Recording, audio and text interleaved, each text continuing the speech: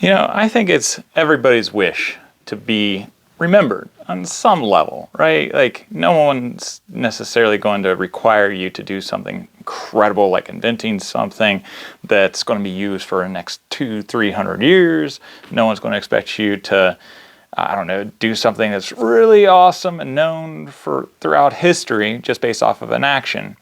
But nonetheless, names carry a lot of weight, and I think most of us just want to be remembered that we were good, decent people. And to me personally, that's enough. But, you know, in the collecting world, being able to identify a particular name certainly makes things a little bit more valuable, can make things a little bit more challenging, but you can also kind of appreciate a little bit of the history behind certain things. Now, we're not going to be talking about Van Legerke and Antoine. I don't even know how to pronounce that name. But this creator of vintage camping goods. And, well, unfortunately, we're not going to be talking about Mr. Abercrombie, at least specifically Mr. Abercrombie and Abercrombie's Camp. No, but it is tied to Mr. Abercrombie. We're going to be talking about Abercrombie and Fitch. Now, if you haven't signed up for my monthly newsletter, then down in the description box below, there's a link for you to sign up for it. And I put out, you know, information, historical articles and things like that for people to educate themselves about certain things, especially with traditional and historic campcrafting. And I think it was last month or the month before where I did an article over Abercrombie and Fitch, which, I don't know, if you're a young person today, Abercrombie and Fitch just means like a young person's clothing line. However, I guess they are kind of switching it up to middle-aged clothing line. But we're going to go back when they were still a name in the outdoor industry, when they were pioneers, when only like the best of the best or the wealthiest could really obtain a piece from Abercrombie and Fitch. I've been looking for an air mattress, a vintage, a true historic air mattress from the golden age of camping for 2 or 3 years. Ever since Sarge Vining, he bragged a little bit and he found himself one. And I saw this, thank you, Waypoint Survival. I appreciate you putting the bug in my ear about this existing. He contacted me, let me know that this was out there, and he allowed me to go ahead and claim dibs on it. So I appreciate that. This probably dates from the 1930s. Now we can tell it's probably from the 1930s for a couple reasons. First of all, you go to the label. Now this label, this cloth label is starting to peel off, but man, the name means everything, right? So we have Abercrombie and Fitch, New York, and we have the little scroll work here. Now down below it says 660, I think it says 32 by 78, so that is the size of the air mattress, and I don't know if that's a U1 or a UI or whatever, but I don't know what that means. But we can date these things by construction methods, different parts that are on them that apply, and labels, and also the cloth. This yellow mustard-like cloth was really popular in the 1930s and the 1920s. And after World War II came along, then kind of went to that olive drab green, the kind of ugly color. I think I kind of prefer this mustard yellow. Now this particular air mattress has a little nozzle here, and of course I tried airing it up, and it took a lot of pumps to get it aired up to start looking like an air mattress again. But unfortunately, this rubber is completely dry rotted here. Not this part, but up by the nozzle. So I don't know if I'm going to fiddle with it and try to get it usable again, or if I'm just going to let it be a historic piece. Chances are I'm probably just going to let it be a historic piece because, you know, can't use it, but being from Abercrombie and Fitch, being a scarce air mattress, it has value in and of itself. But this is an awesome, I don't know, throwback to camping, right? Because if you don't get a good night's sleep, then you're not going to have a really awesome time. And a lot of people think that air mattresses are a fairly new thing. Lightweight air mattresses certainly are, because this thing weighs once it's all folded, about 4.5 pounds, maybe 5 pounds. Doesn't sound like a lot, but it is when it comes to camping gear, especially when you're talking about, you know, the size of it, how much space it's going to take in your backpack, and of course the weight of carrying it. So this is definitely a car camping item.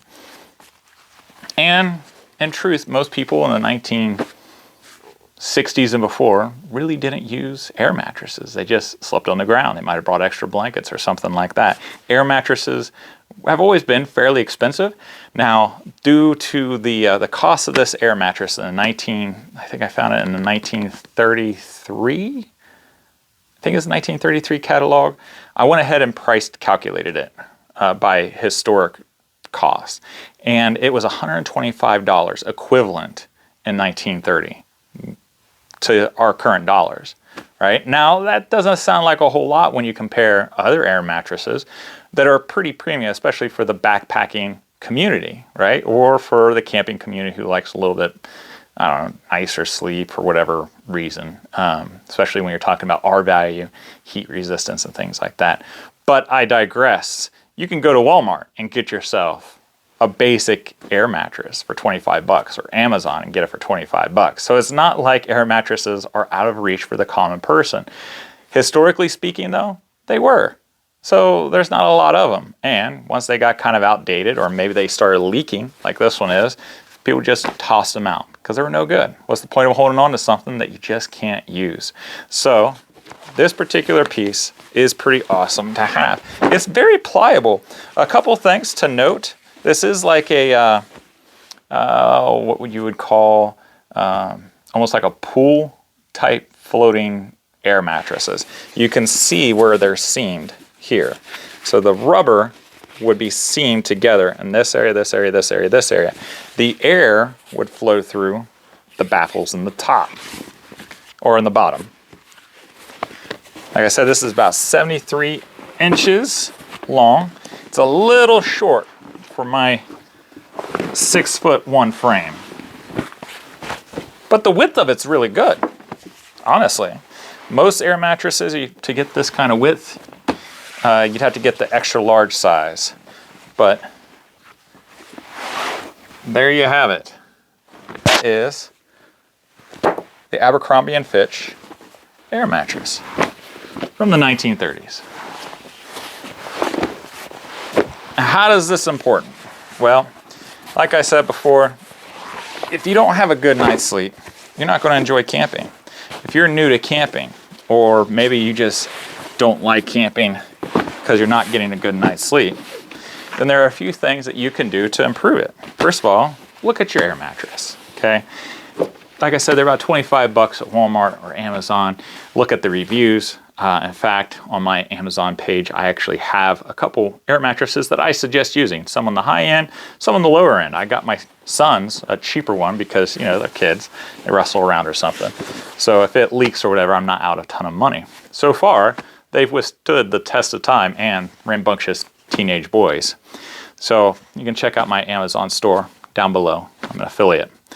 But you can check out, you know, your air mattress, make sure that it fits you as far as length and width. If you get it too narrow, especially if you're a larger person, you're going to roll off of it. Now, noise is always a problem, and I'm going to share with you another artifact I recently picked up that's going to help you out with that issue. And I will probably plug it in right here at the top. That way you can click on it once you're done with this.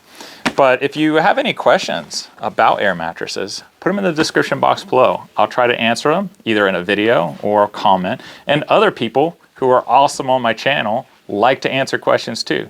So we'll get you an answer one way or the other. And if you have a particular favorite air mattress that you like to use, then I'll put that in the description box below. That way it helps other people as well. We really appreciate it. So if you like this video, click like. It'll help other people find it, help them out. If you'd be interested in checking out the Preston Mess Kit, at the end of this video, there's going to be a video about it. You should watch it if you like cooking in the outdoors or if you like backpacking, because it is an all-in-one comprehensive kit. We're trying to get 500 people to sign up for it. It's a reproduction from a piece from the early 1900s. Just give you a sneak peek. This is it, all in one. Cup, skillet, plate, canteen. This is the original right here.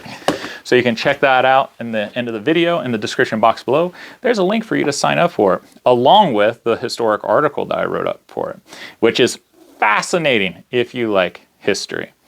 And lastly, like I said before, people like to help each other out. You should check out the Camp Crafters Guild, www.honorableoutfitters.com/join the guild, because there's a lot of people on there that love this stuff just like you and I do, including myself, and we share lots of stuff with each other, including monthly challenges. And I'd love to see you on there participate in a really cool challenge. All right, now if you'd like to check out the Press and Mess Kit, check it out here. If you'd like to see my video of other historic camping gear, then check it out here. Give a kiss out to your loved ones, and I'll see you guys next time. Take care.